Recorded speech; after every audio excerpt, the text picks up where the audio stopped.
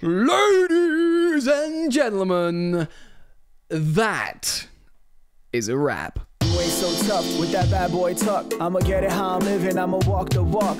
Outline my lines, I rap through thought. This just in, Chelsea Football Club on Sunday 19th of May 2024 are a good football team. They're a good football team. They're a good football team. It took us a while to get here, but we've done it. We scored 3 goals against Bournemouth, including a Benoit Badiashile own goal. Yes, we're going to talk about it today.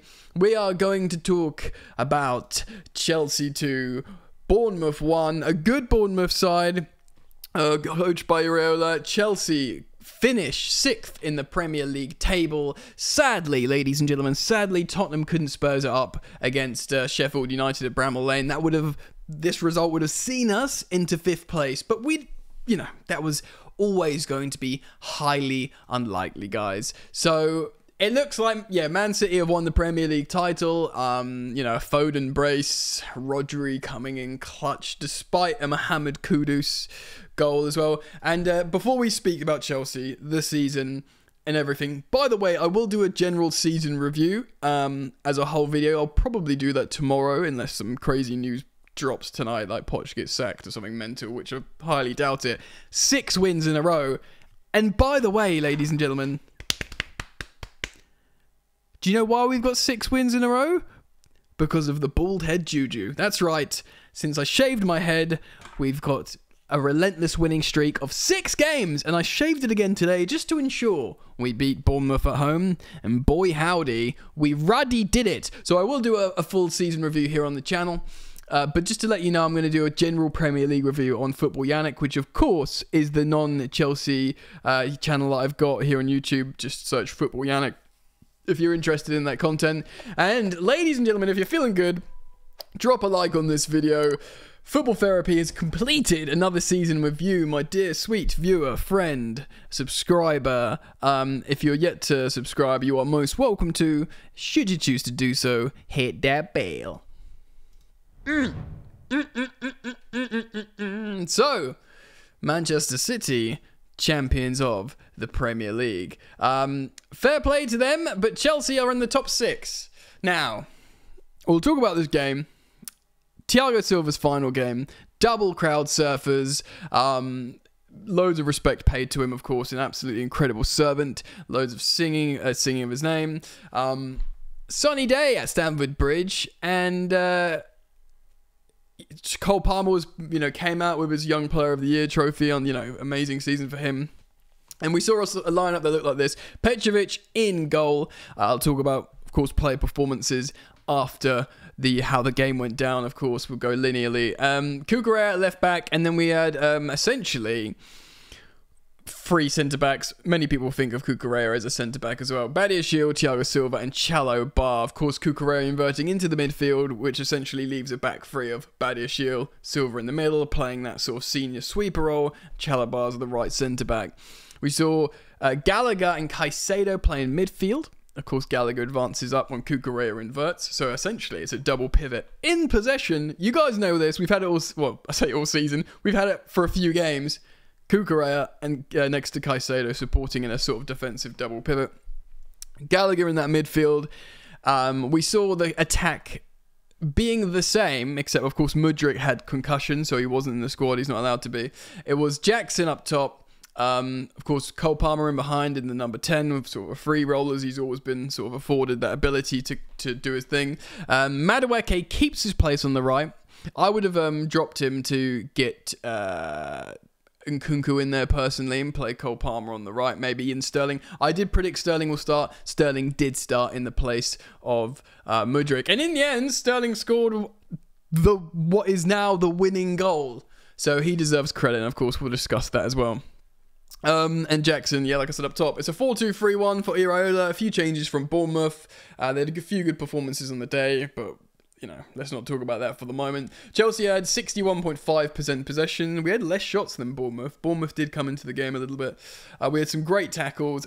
Just while it's fresh in my head, that Conor Gallagher tackle at the end when he gets back from an offensive corner. He's already had near concussion from colliding heads with Thiago Silva. He gets back. He sprints in the 94th minute. This is Conor Gallagher. He's still got that N'Golo Kante lung capacity. He gets back and he does a slide tackle. I mean, we'll talk throughout the transfer window about Gallagher and stuff, but even if he's not the most technically gifted player in the world, his dedication, his application, his work rate, his love for the club, none of that can be questioned, and that alone makes him worth it. So let's get into how the game went. All right, in the 17th minute, We've created chances, we've not capitalised. A ball goes through to Raheem Sterling running in behind. The goalkeeper, to his credit, Neto, who was very bad in the second goal, comes darting out and sort of gets the ball off Sterling. To be fair, Sterling wussed it a bit. I did think Sterling backed off and just didn't want it. He's like, final day of the season at home, and this is not a cup final. I don't really fancy this. It looked like he pulled out a little bit, and then the ball goes out. And to be fair to the goalkeeper again, Gallagher gets the ball and he goes and he carries on committing and meets Gallagher and gets the ball off Gallagher. So actually, from the goalkeeper, Neto, the Bournemouth goalkeeper, he does the right thing. He does great work there. Unless there's a very, very small chance that someone's going to score an absolute world-class screamer from midfield. Step forward, Moises Caicedo. His first Chelsea goal. I know he should have had another one against Tottenham and that was wrongly ruled out. That, by the way, was a great goal in itself. But step forward on the final day at Stamford Bridge. A goal from the halfway line to lob everyone, the goalkeeper and all his mates. And I'll tell you what, I've seen the angle when he's behind it as well. He doesn't just have his head down and just hoof it.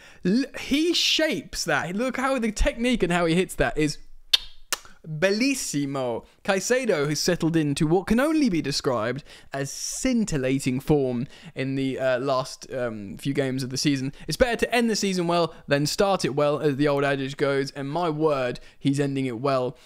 Great defensive performances, an amazing wonder goal there. He's got a few assists as well. He played, because people are saying, oh, he's like Kante, he can run around and make great tackles.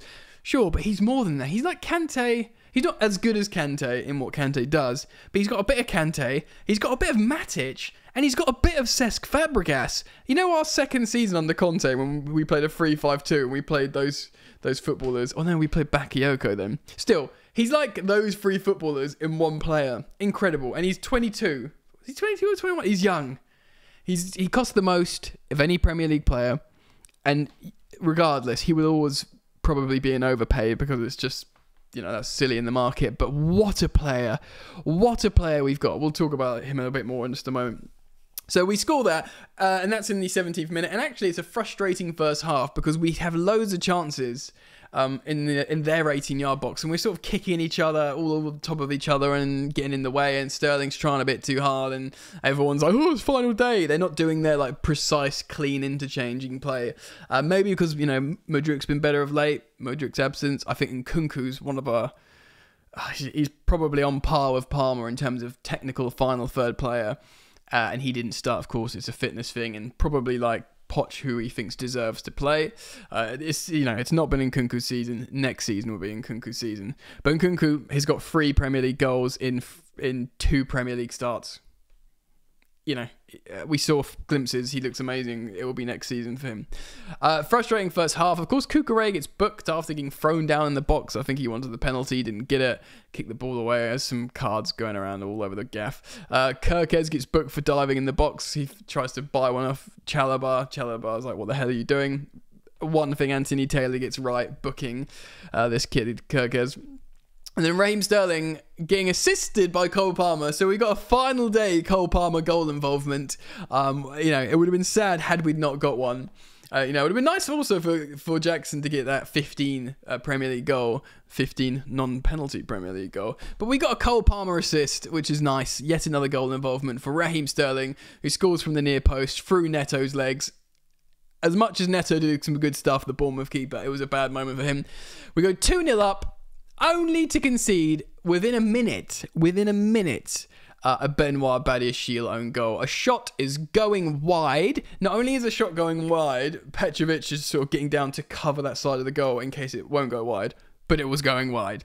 And then Badiashile, the people call it it's either called an unlucky deflection or a lazy leg. He sticks it out and it curls off his foot to the opposite direction where Petrovic is diving. Obviously, Petrovic can't do anything. Petrovic is doing the correct thing, getting down towards that side where the ball was kicked towards, and it was off target. So it's an own goal from Badiashile, who's not had the greatest season, it must be said. Couple of Bournemouth changes. Solanke comes on. I'm terrified. We're only 1 goal to the good. We've just scored an own goal, and Solanke's on 19 Premier League goals. I'm frightened. Pochettino makes his changes, ladies and gentlemen. Brings on Ugachukwu for Caicedo, who I think is a bit injured. And obviously it's a good opportunity to get Leslie on, who's a CDM, who's a good player, you know. Kungaku comes on, which we want to see. And Gusto comes on, which we want to see. I wanted Gusto to get a goal and assist. Of course, it was his birthday, 21st. He's still only 21. What is mad? We signed him when he was 19. He's still only 21, Gusto. Shout out to him. He played well. He got an annoying yellow card, so he's on 0 points for my FPL. And Kunku, looked good, but he's having frustrating moments. A couple more changes. Well, 3 more changes ultimately for Bournemouth, and we see out the game winning 2-1. Okay, so player performances before we just generally talk about the season briefly, which is be a bit of a prequel to my season review, which I think will be tomorrow. Petrovic in goal, good. The jury's out on Petrovic for me personally. I think he's a good goalkeeper, but I think to be great, you need to have a great goalkeeper, and I'm not sure he's that guy. I'm not sure how. It's like unquantifiable. Has he got that aura? Is he commanding? I think he was good in this game. The goal's not on him whatsoever, so I'm very pleased with him for this game. Cucurella, he can play so well, Cucurella, but there's just this high energy, frustrating chaos to him, like this erraticness. Erraticism, is that a word? Anyway, he's erratic. And, he got that yellow needlessly. He was arguing with Iraola on the touchline in Spanish. You're just thinking, bro, what are you doing? It's the final day at home. Like, everything's cool. Like, chill. Stop, making this difficult for yourself. But he played well, ultimately. So I'm very pleased with Cucurella, And I'm a Ben Chilwell super fan. But if we're going to continue like this, playing like this, I bank on Cucurella inverting to midfield. I don't think Chilwell can do that. And if this is how we play, this is how we progress, then, Cucurella stays, Chilwell goes. You got to go with the times, man. But we'll see. Badiashile was poor, I think. Silva was good. He's always good. He's never bad. He nearly scored a header just before Gallagher got back and made that recovery. He nearly scored a header. He got onto it and it nearly scored. What a Hollywood moment that would have been for him. Fran Kirby, of course, scoring on her final game for the Chelsea women in a demolition to win the title. I haven't actually mentioned that yet. I think I mentioned it on Football Yannick. Of course, Chelsea women amazing. If you follow me on Instagram at Football Yannick, I speak about Emma Hayes a lot, Fran Kirby. They deserve immense amount of credit. Both of them are footballing legends, not just Chelsea legends in the women's game. And she got a Hollywood goodbye, a fairy tale goodbye, Fran Kirby. We nearly got it. Of course, Silva's not been anywhere near as long as Chelsea as Fran Kirby, but he nearly got his fairy tale goodbye. But it is a fairy tale goodbye, isn't it? He got his banners, he got home win, the fans sing his name. It's great. Chalobah was good at right back, right centre back. I will talk about Chalobah in more detail because a lot of people are going, we can't let Gallagher or Chalobah go. I sort of think we can let Chalobah go. I think he's a very good centre-back, but he's got a ceiling, and he was always the kind of player to come in and be quite good.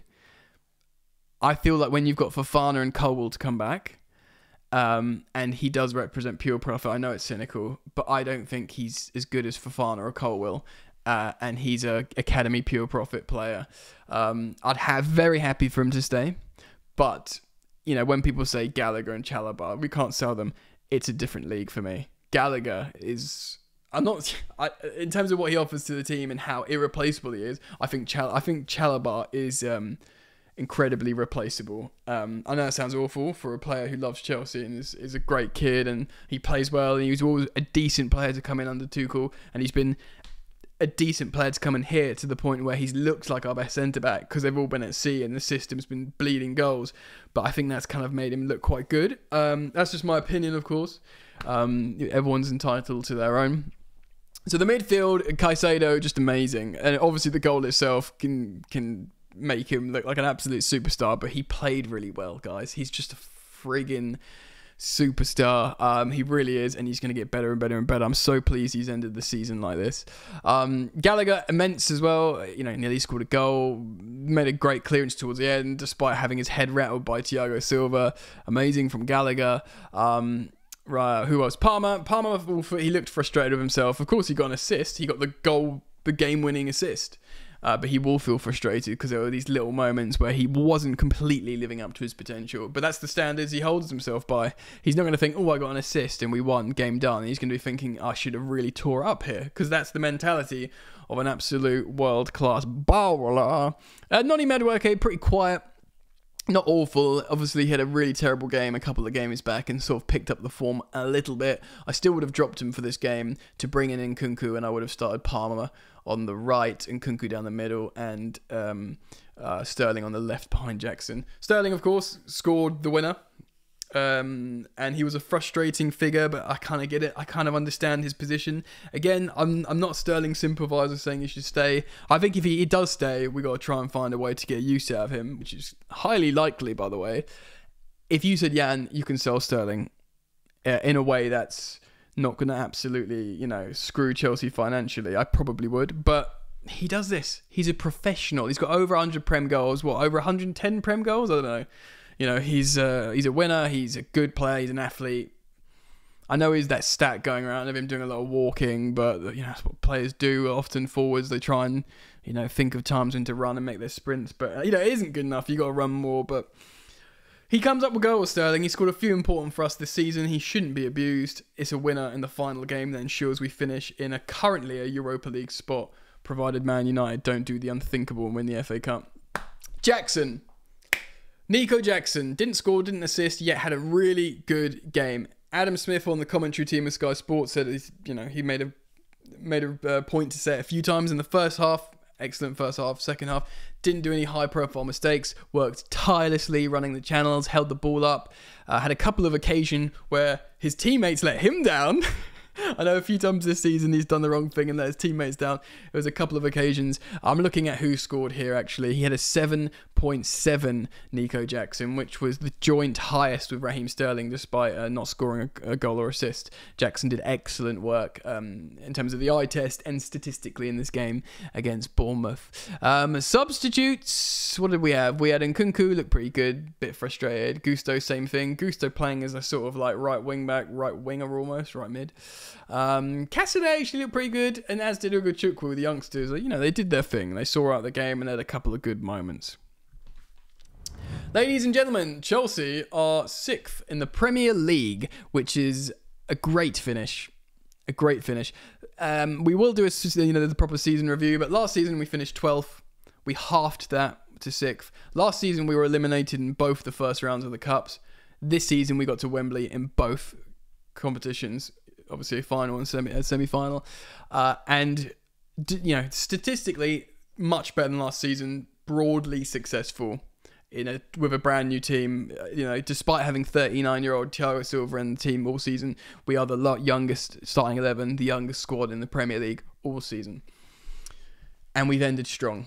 So we'll talk about that in the season review and about Pochettino, but it's a good feeling. You know, I don't want to disrespect Arsenal because they've had an amazing season, but my inner Chelsea fan naturally is happy they didn't win the league. Chelsea finished 6th. We finished above Man United. Man United didn't qualify for Europe. It's a good time. Guys, there's so much to come here on the channel, so keep it locked to Football Therapy. Please do subscribe and turn the bell on, and thank you for liking, commenting, and sharing. It's been an honour to take you through this campaign, a difficult campaign, but ending up a pretty good one. So let me know what you think, and I hope to see you back here soon. Peace.